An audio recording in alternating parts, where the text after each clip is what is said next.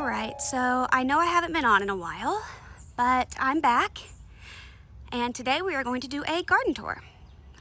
So I am located in Texas, and here it gets pretty hot, and so we're already warm and have things growing, and everything is going great. So I will go ahead and show y'all around the garden. All right, so let's start the garden tour. We'll start over here.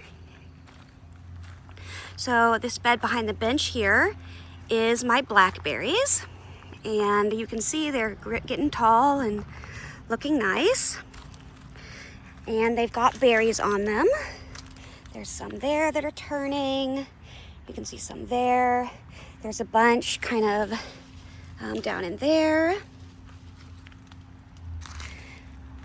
A bunch more over here. Just really cool. I don't ever get a ton of blackberries at once, but I get enough to do something with them. And actually, right before I started the video, I actually harvested the first few blackberries, and then a couple calendula. Then if we move over to this bed, I've got some bush beans, just green beans there, and then these three are tomatoes.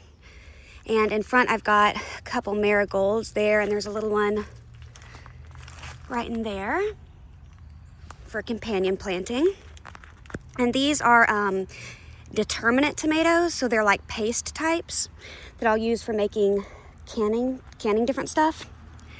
Then this little bed and this long one here have all my indeterminate vining tomatoes. So there's a bunch of different varieties, so I won't bother with all the variety types, but there's just different stuff, different tomatoes. And then I've got this basil here, and there's a marigold there, and another marigold on the right. And then back behind here, there's another basil. It's just kind of getting crowded out. But yeah, you can see like on the tomatoes, there's different flowers. And over here, this tomato plant actually has some fruit already, which is really cool. And more flowers up the top. Then here I have a purple basil, some parsley. This is a lemon basil, which just smells so amazing. More tomatoes, of course. Then the other basil, marigold. There was something right there, but it ended up dying. And then another marigold, another lemon basil.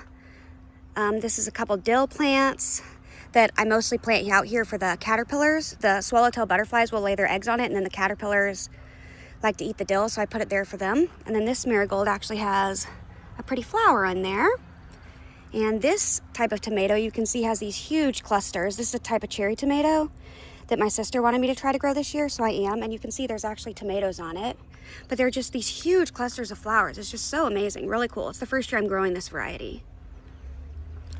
And then this is my in-ground garden over here, and it's a perennial flower garden. And as you can see, it's kind of overgrown and wild. And if I kind of go over here and back up some, it's kind of going crazy. I really need to trim stuff back, but there's also like rosemary in there. And on this side, there was something in here, but it died over winter. So I'm gonna end up putting something else there that I got at a plant swap, a flame acanthus, I think is how you pronounce it. Then those are my just my compost bins. And you can see in that back one there's the some type of pumpkin that's growing just from something I put in the compost. So I'm just letting it do its thing, which is kind of funny, going over into our neighbor's yard trying. Then again, just more of this. Then I have my compost tumbler. And over here I have a little bed where I planted a bunch of borage, but as you can see, these are the only two that are still alive, because I had one here and one on this side. And the snails come out at night really bad, especially when it's really rainy, and they will kill it. And oh my gosh, I just noticed this. Hang on, look at this. It's one of those little lizards. Garden friend. I love seeing them. Anyway, yeah, so there's the borage. Then usually in these pots and a couple grow bags, I have all these big nursery pots, and I usually grow sweet potatoes in them. But this year I decided to grow sunflowers just so I had less to deal with. And so the ones that are bigger like this was from when I originally put the seeds in here. And then the ones like these that are where the flowers are smaller or not there at all, like this one only has one instead of a few, is because either the squirrels dug up the seeds, or when they were small like this, the snails came out and cut them off at the base. So yeah, so there's some nice ones. And I actually came out this morning and this one had a really tall one, the tallest of them all, in the center there. And you can see the stupid snails cut it off. So annoying. But one thing that's kind of funny is that, sorry, let me get around this plant, is that you can see right here, those leaves coming out is actually from a sweet potato that I guess was left in the bottom of the soil from last year. And so now it's growing and it's coming out the drainage hole. The vine's growing out the drainage hole at the bottom of the pot. Okay, so then if we circle around, again, after looking at that stuff, and go back to these raised beds, I'll start here. So we have, here is some bush green beans, and then I have my arch trellis here, and on this side is pole beans, but again, a lot of them aren't really there because the snails, again, like you can see this one here, that's just like a stem, is because the snails ate it. So I've got that. Oops, sorry, my finger. And then these are some flowers, sweet alyssum. Here's some more pole beans. I'm trying to grow lots of beans this year. Then over here is my calendula patch, which is looking a little sad because some of the snails killed some of them, but it's okay. And then these ones look a little bigger over here because these ones did okay, and then these I kept having to re-sow the seeds, but you can see lots of blooms coming on, and this is where I just harvested those 3 flowers before I started filming. Then in here I've got some different flowers for the pollinators. Pretty much mainly there's zinnia and cosmos, and then I see a weed, and this is weed too. Oh, annoying. But yeah, so that's mainly zinnias and cosmos in there, and then again the beans. Then if we go back around this way to this bed, here is a bunch of cucumbers that'll grow up the trellis, and again, and these pole beans will grow up the trellis, and you can see some of them are already doing pretty nicely on that. Then if we go back this way, I planted some sweet alyssum here too, and you can see sort of some remnants of that one, but again, the snails kind of came and decimated it. And then here I've got a couple cucumbers just on the very end here, and then there's another type right here. And then right here is a type of squash. It's the first time I've grown this one, so I forget the name. I think it's honeyboat or something. Yeah, honeyboat squash. So that's this here.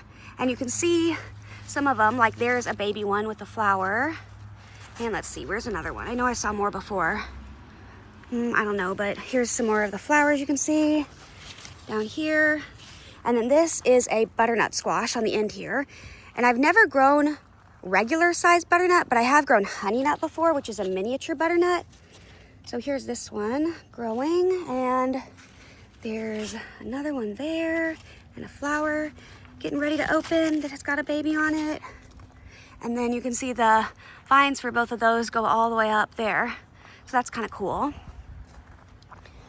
And once everything is growing, you'll be able to see that this fills out the full trellis. So then if we go back over here, I've got some different sweet peppers in these little cages. And then that is a marigold and another purple basil. What in the world? Okay, some kind of weird insect. This is a lemon basil, some more sweet peppers. Most everything in my garden I grow from seed, but occasionally when something doesn't, either the seeds don't germinate or they come up and then they're really weak and they die or something. Like these I started inside, and so there's a couple where I had to, like this one and this one was plants I bought because I needed to replace stuff that I didn't have enough when my seeds didn't do. But you can see most everything else, like those type of tags, is stuff I grew myself. So yeah, so there's the sweet peppers. Then that's basil, another marigold. And then in here is zinnias and cosmos. Although I've had to re-sow this section several times, so mostly the zinnias are what's taking over, but there are some different cosmos and stuff down in there more. And then there was a sweet alyssum flower there, but it didn't do, again, it died. And so then this is the purple basil, and then back there is another lemon basil, another marigold, and then these are some different jalapenos. You can see getting their fruit on there, and another lemon basil. And back there is a purple basil. We don't actually generally eat the purple basil. Usually I just let it go to flower because it's, hang on. If you can see the flowers on this basil here, this lemon basil, the bees really like the basil flowers, but they really like the purple ones a lot for some reason, because the normal ones like this, the flowers are white. As you can see, like there's some, they're white, but the ones on the purple basil are more of a pinky purple color. And so they draw in the pollinators and help with the garden. And then again, there is another marigold peeking out down there. So I had mentioned how in my in-ground pollinator area where there's a spot that a plant died, this is what I'm gonna put in it, which is a flame acanthus. And it'll get a lot bigger. But I got this at a plant swap, and it originally was in one of these little bitty containers, and I just up potted it into that one so it would have a little bit more room to grow before I transplant it into the ground. And then these three are Pride of Barbados, which they're looking kind of rough, but I got them at the swap as well. And then this little Pride of Barbados my sister got at the swap, but she hasn't been taking care of it, so it's really looking rough. And I also got these two, I don't know what kind of succulents they are. They were not labeled, and the person couldn't remember the name, but they're some kind of succulents. And then the rest of this is borage and marigolds that I planted from seed that I'm gonna put out there. And then also on the patio, I have some more dill. I put this up here in the shade because it'll do better than in the sun to be something to actually use for making pickles and stuff. Because in the heat, it ends up really not liking too much heat and sun, and here in Texas, that's unavoidable.